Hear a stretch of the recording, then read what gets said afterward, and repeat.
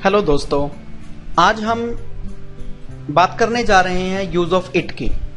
Use of it का प्रयोग एक डमी सब्जेक्ट के तौर पर होता है जब हम किसी भी वाक्य में किसी निर्जीव वस्तु की स्थिति की बात करते हैं, समय की बात करते हैं या मौसम की बात करते हैं, उसके लिए हमारे पास इट का यूज होता है। इट जो है अपने आप में एक वास्तविक सब्जेक्ट ना होकर केवल कर्ता के साथ हमारा परिचय करवाता है। मींस अपने आप में सब्जेक्ट नहीं है, लेकिन सब्जेक्ट के तौर पर यानी कि कर्ता के तौर पर प्रयोग किया जाता है। इट के और भी बहुत सारे यूज हैं। जब भी हम किसी टाइम की बात करें तो इट का प्रयोग होगा। जब भी हम किसी दिन की बात करें, इट का प्रयोग होगा। किसी भी दूरी के बारे में बात करने के लिए यानी कि डिस्टेंस के बारे में बात करने के लिए हमारे पास इट का प्रयोग होगा। इसी प्रकार जैसा मैंने आपको बताया, समय इसी प्रकार जैसा मैंने आपको बताया, जब भी हम किसी मौसम की बात करेंगे तब भी इट का प्रयोग होगा। किसी भी डेट के लिए यानी कि किसी भी दिनांक के लिए, तिथि के लिए भी हमारे पास इट का प्रयोग होगा। और जैसा मैंने पहले बताया कि नॉन लिविंग थिंग्स यानी कि निर्जीव वस्तुओं के लिए भी हम इट का प्रयोग करेंगे। स्क्रीन पर आपको कुछ उदाहरण दिखाई दे रहे हैं। स्क्रीन पर आपको मैं एक एग्जांपल की हेल्प से समझाता हूं। जैसे टाइम की बात करें तो, डेट की बात करें तो, डिस्टेंस की बात करें तो, और किसी निर्जीव वस्तु की बात करें तो। देखिए, स्कूल गोइंग बॉय हमारा बोलता है इट इज 3 o'clock। डेट की बात करें तो it is 6th June। Distance की बात करें तो it is 6 kilometers from my house to petrol pump। It is 1 kilometer from my house to school। It's not very far away from my house। This is table, it has 4 legs। अगर हम किसी भी weather की बात करें यानी कि मौसम की बात करें तो इट इज रेनी डे, या फिर किसी नेचुरल ऑब्जेक्ट की बात करें जैसे इट इज रेनिंग नाउ यानी कि अभी वर्षा हो रही है। It is Sunny day, it is snowing, it is cloudy. इस प्रकार से हम इट का प्रयोग वाक्य के शुरू में रखकर यानी कि सब्जेक्ट की पोजीशन में रखकर इट का प्रयोग कर सकते हैं। सिंपल सा फार्मूला है कि वाक्य के शुरू में इट लगेगा, उसके तुरंत बाद हम प्री डिफाइंड वर्ड लगाएंगे। प्री डिफाइंड वर्ड के तुरंत बाद हम जो उसका डेस्टिनेशन है वो लगाएंगे। जैसा कि स्क्रीन पर लिखे वाक्यों से आपको क्लियर है कि हमने टू लगाया। इसके बाद हम रेस्ट ऑफ द सेंटेंस यानी कि जो हमारा बचा हुआ वाक्य है वो लगाएंगे। इस उदाहरण से आपको क्लियर करता हूं। जैसे it is easy to play cricket, it is difficult to give exam, it's possible to get government job, it's impossible to work in office, it's nice to meet you, it's wonderful to get first prize, it's safe to travel in train. दोबारा से अगर हम इनको negative sense में use करें, जैसा कि अभी हमने इट का प्रयोग सिंपल सेंटेंस में किया था, हम पहले भी डिस्कस कर चुके हैं कि जब भी हम किसी भी सेंटेंस की बात करेंगे सबसे पहले हम उस सेंटेंस को सिंपल में प्रयोग करेंगे, उसके बाद हम उसको नेगेटिव में यूज करेंगे, इसके बाद हम इंट्रोगेटिव में डिस्कस करेंगे यानी कि उसका प्रश्नवाचक वाक्य बनाया जाएगा। जब मैं बात करता हूं नेगेटिव की, नेगेटिव में भी सेम वही फार्मूला रहेगा, लेकिन केवल एक चीज का ध्यान रखेंगे। जैसा कि हमने पहले बताया आपको कि शुरू में सब्जेक्ट आएगा, सब्जेक्ट के तुरंत बाद हमारे पास हेल्पिंग वर्ब आएगी और हेल्पिंग वर्ब के तुरंत बाद हमारे पास नोट आ जाएगा। अब इसको नेगेटिव में डिस्कस करते हैं। सेम वही example. Now see, it's not easy to play cricket, it's not difficult to give exam, it's not possible to get government job, it's not impossible to work in office, it's not nice to meet you, it's not wonderful to get first prize, it's not safe to travel in train, इस प्रकार से अब हम बात करते हैं प्रश्नवाचक वाक्यों की। प्रश्नवाचक वाक्यों में सेम वही फार्मूला जो हमने शुरू में आपको बताया था कि वाक्य के बिल्कुल शुरू में हमारी हेल्पिंग वर्ब आ जाएगी, हेल्पिंग वर्ब के बाद हमारे पास सब्जेक्ट आ जाएगा यानी कि कर्ता आ जाएगा, उसके बाद प्री डिफाइंड वर्ड आ जाएगा जैसा कि आप स्क्रीन पर देख रहे हैं, और उसके बाद रेस्ट ऑफ द सेंटेंस यानी कि बचा हुआ वाक्य जो है हमारे पास वो आ जाएगा। देखिए, is it easy to play cricket? Is it difficult to give exam? Is it possible to get government job? Is it impossible to work in office? Is it nice to meet you? Is it wonderful to get first prize? Is it safe to travel in train? इस प्रकार से हम helping verb को वाक्य के शुरू में लाकर उसके बाद सब्जेक्ट लगाकर हम इंट्रोगेटिव यानी कि प्रश्नवाचक वाक्य बना सकते हैं। और अगर हम बात करें प्रश्नवाचक वाक्य के साथ हमारे निगेटिव की यानी कि इंट्रोगेटिव प्लस निगेटिव की, तो वो भी हम इसी प्रकार से बना सकते हैं। एक उदाहरण से मैं आपको समझा देता हूं। Is it easy to play cricket, जिस प्रकार से हमारा प्रश्नवाचक वाक्य है, अगर हम इसके साथ ऐसा ऐड करें, is it not easy to play cricket, यानी कि क्या यह आसान नहीं है क्रिकेट खेलना, यानी कि हमारे वाक्य में क्या भी और नहीं भी दोनों के दोनों शब्द इकट्ठे आ गए। जब भी हमारे वाक्य में दोनों के दोनों शब्द यानी कि क्या और नहीं दोनों इकट्ठे आ गए तो ये हमारे पास इंट्रोगेटिव प्लस निगेटिव सेंटेंस होगा। अब हम इट के नए यूज के बारे में बात करते हैं, यानी कि जैसा मैंने आपको पहले बताया था इट के चैप्टर के बिल्कुल शुरू में कि जब भी हम किसी समय की बात करते हैं उसके लिए इट का प्रयोग होता है। ठीक, सामने स्क्रीन पर आप इस घड़ी को ध्यान से देखिए। जब भी हम टाइम देखते हैं तो हमारी घड़ी दो पार्ट्स में डिवाइड है, एक को हम बोलते हैं राइट साइड और एक है हमारे पास लेफ्ट साइड। टाइम देखने के लिए एक बात का ध्यान रखिए, जिस प्रकार से हम हिंदी में टाइम देखते हैं लगभग उसी प्रकार से इंग्लिश में टाइम देखा जाता है। और इंग्लिश में टाइम देखने के लिए सबसे खास चीज ये है कि हम सबसे पहले राइट साइड को एक्सप्लेन करेंगे, उसके बाद लेफ्ट साइड को एक्सप्लेन करेंगे।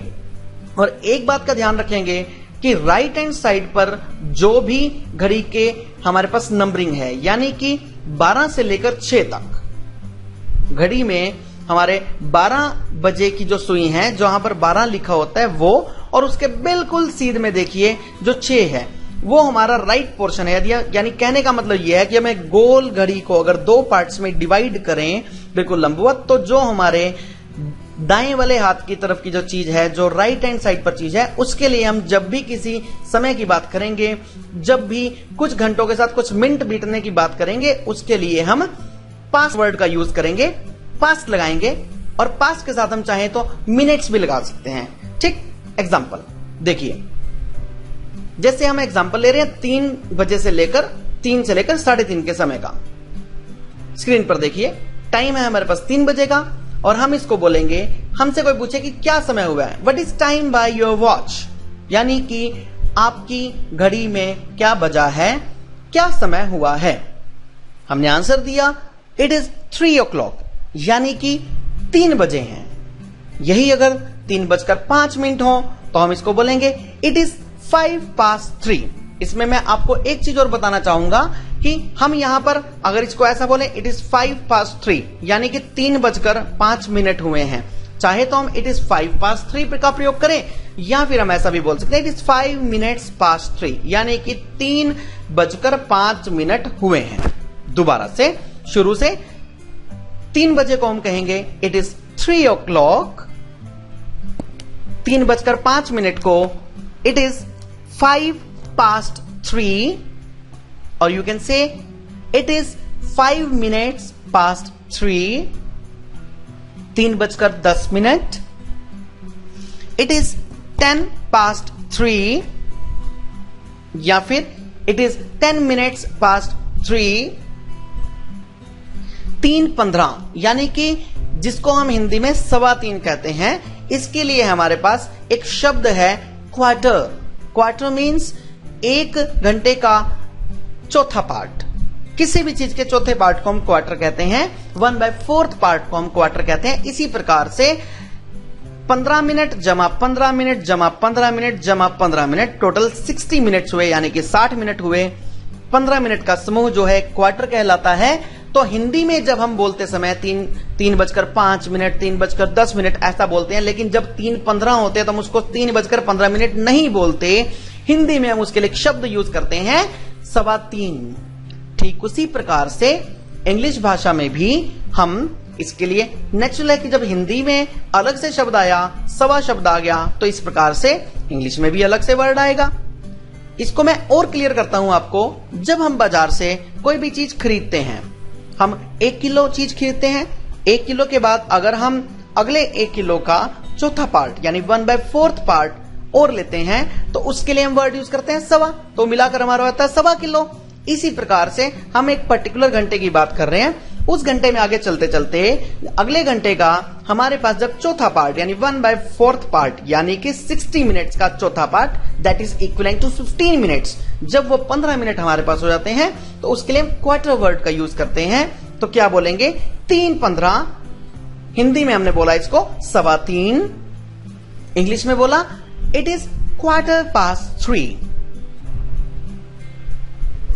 3:20, it is 3:20, और it is 20 minutes past 3. 3:25, it is 25 past 3, or you can say it is 25 minutes past 3. 3:30, it's 3:30. मैं पुनः बताना चाहूंगा, जैसे हमने 3:15 की बारी में किया था, इसके लिए हमने इंग्लिश में क्वार्टर शब्द का यूज किया था। सेम उसी प्रकार से जब हम 3:30 की बात करते हैं, अब इसको दोबारा से मैं हिंदी के साथ रिलेट करना चाहूंगा। हिंदी में जब हम टाइम बोलते हैं तो 3:30 को हम क्या बोलते हैं? 3:30 को हम बोलते हैं 3:30।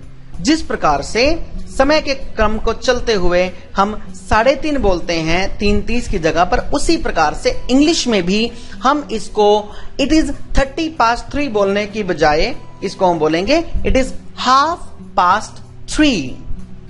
दोबारा से सुनिएगा, इसको हम 3:30 बोलने की बजाय हम बोलेंगे इट इज 3:30।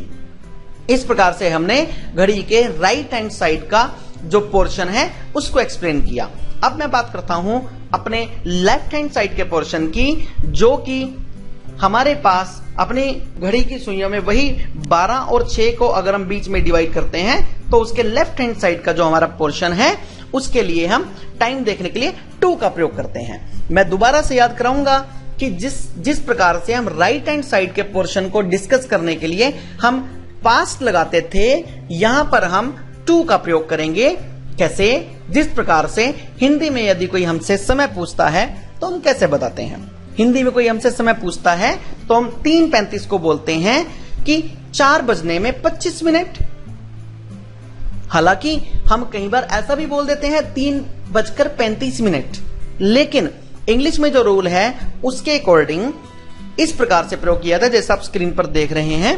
इसमें जो भी हमारा अगला घंटा शुरू होने वाला है, जो भी हमारा अगला समय शुरू होने वाला है, उस समय के होने में जितने मिनट बचे हैं उस मिनट को हम यहां पर डिफाइन करेंगे, उसके बाद 2 लगाएंगे और वो वाला समय लिख देंगे। कैसे? स्क्रीन पर देखिए, 3:35 यानी 3:35, इट इज 25 to 4। हम इसको ऐसा भी बोल सकते हैं, it is 25 minutes to 4। 3:40, it is 20 to 4, or you can say it is 20 minutes to 4। 3:45, it is 3:45। जब हमारे पास हिंदी में कोई समय पूछता है तो हम 3:45 को 3:45 बोलने की बजाय हम बोलते हैं 3:45। जिस प्रकार से हमने बोला 3:45, उसी प्रकार से नेचुरल है कि इंग्लिश की में भी हमारे पास कुछ अलग सा शब्द होगा। मैं दोबारा याद करवाता हूं आपको कि जब हमने राइट हैंड साइड पर 15 मिनट का समूह कंप्लीट होने पर क्वार्टर का यूज किया था, वहां पर हम पास्ट क्वार्टर यूज किया करते थे। ठीक, ऐसा यूज किया करते थे कि क्वार्टर पास्ट। ठीक, यहां पर क्वार्टर टू। ठीक, दोबारा से देखिएगा 3:45 इट इज क्वार्टर टू 4, यानी कि 4 बजने में एक क्वार्टर रह गया। एक क्वार्टर मींस 4 बजने में 15 मिनट रह गए। 3:50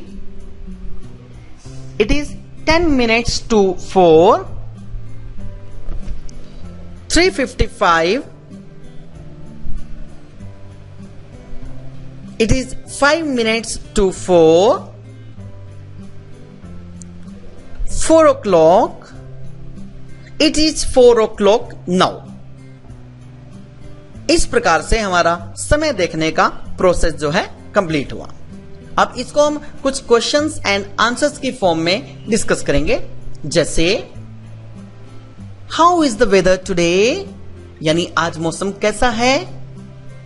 आंसर में it is warm, cold, hot, sunny, cloudy, foggy, windy, stormy, rainy, today.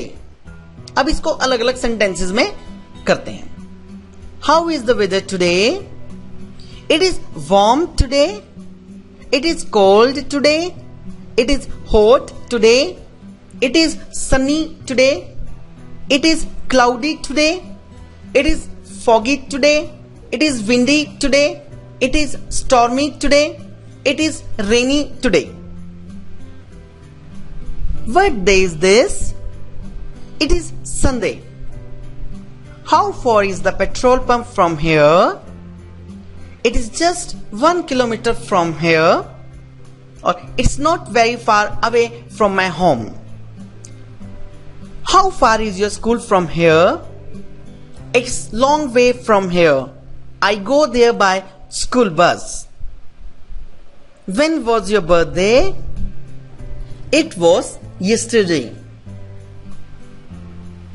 Days की अगर हम बात करें इंग्लिश में, दिनों के नाम की बात करें, Monday it's Monday, Tuesday it's Tuesday, Wednesday it's Wednesday, Thursday it's Thursday, Friday it's Friday, Saturday it's Saturday, Sunday it's Sunday. Defining nearest days, यहां पर हम उन दिनों की बात करेंगे जो हमारे बिल्कुल नजदीक के दिन हैं। नजदीक के दिन का मतलब कि अगर मैं आज की बात करूं, वर्तमान की बात करूं, वर्तमान में मैं कहता हूं कि एक तो वर्तमान है जो आज का दिन है, एक है कल। कल कौन सा? एक हमारे पास कल है बीता हुआ और एक कल है आने वाला। इसी प्रकार से अगर मैं बात करूं परसों, तो परसों है हमारे पास एक बीता हुआ परसों और एक परसों है आने वाला परसों। ठीक, और एक उससे पहले के भी जो दिन। ठीक, तो इनको डिस्कस करते हैं। जैसा कि आप स्क्रीन पर देख रहे हैं, लिखा है टुडे। इसमें भी हम दाएं भाग और बाएं भाग की बात करेंगे। दायां भाग मींस आने वाला समय, इसमें भी हम दाएं और बाएं भाग की बात करेंगे।